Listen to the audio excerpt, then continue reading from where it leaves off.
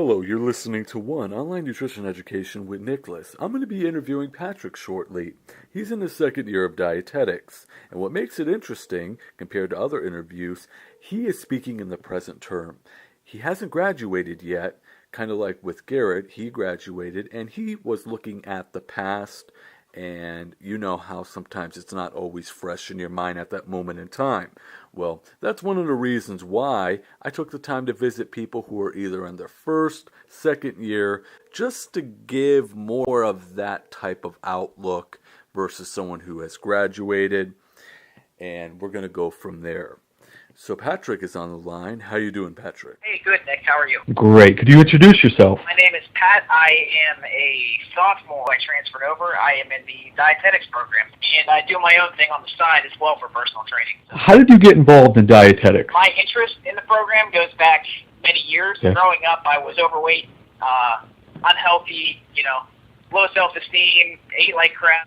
And that whole process of coming out of that really opened my eyes. I did a lot of research and read a lot of material that made me think like, this would be a really cool career to maybe get into, And how long did it take you to get that connection of applying certain things? Because I'm assuming you did so way before even enrolling. I did a lot of trial and error stuff. I'm not going to lie. I went through muscle and fitness, all the mainstream bodybuilding and nutrition type things online and in the supermarket looking at magazines. I think what really started to stick was when I started lifting weights. What was your perception of the major itself? My perception? Well, I knew there was a lot of females in it. I knew that going in.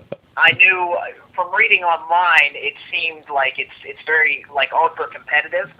Really hard to get an internship after school. I do my own research, so somebody like me may have an advantage over somebody like the traditional college student. Do you feel more pressured to consider the intern, or do you do one thing at a time, as I would like to look at it, to where you focus on like your curriculum and doing well and and when I say do well, that doesn't mean you take a bunch of credits and you memorize stuff but then you forget it later, you know what I mean?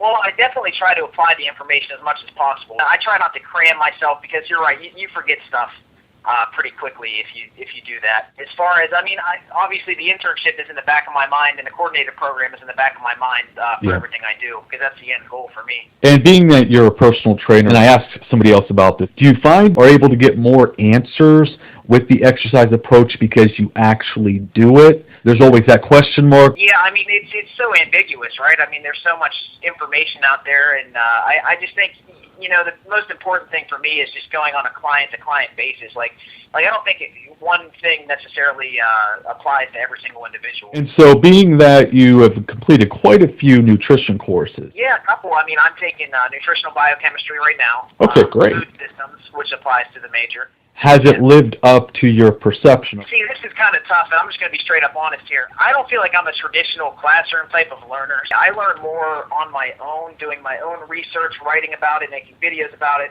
Yeah, that's how I was. I do in a classroom, yeah. So, and it's good information, but I just feel like it gets thrown at you so fast, it's hard to digest it all and remember it all. And this is another question that dietetic students ask me online when it comes to how your schedule is set up. How the curriculum, and I think it has improved, at least the university that I go to. Do you feel like the classes are set up in such a way to where you do retain information, or do you feel like you get it in your head and then it's gone and then, it doesn't really connect because you're not really applying it, so to speak? Yeah, it kind of escapes it. Because there's stuff that I learned last semester that I'm not going to lie, I forgot probably half of the material that I learned. Even though you're taking a lot out of it and you never know what your future is going to be like, it's not like it applies to you at this current moment. So does that bother you? Not, yeah. Any college degree that you pursue, there's going to be a lot of classes that you have to take that you might not need or want to take. I can appreciate it though. Being that you work at a fitness facility and you see people on a day-to-day basis, and judging from what you just told me, your challenges with your health and body image or whatever, do you see a lot of individuals using social media as a means to educate themselves?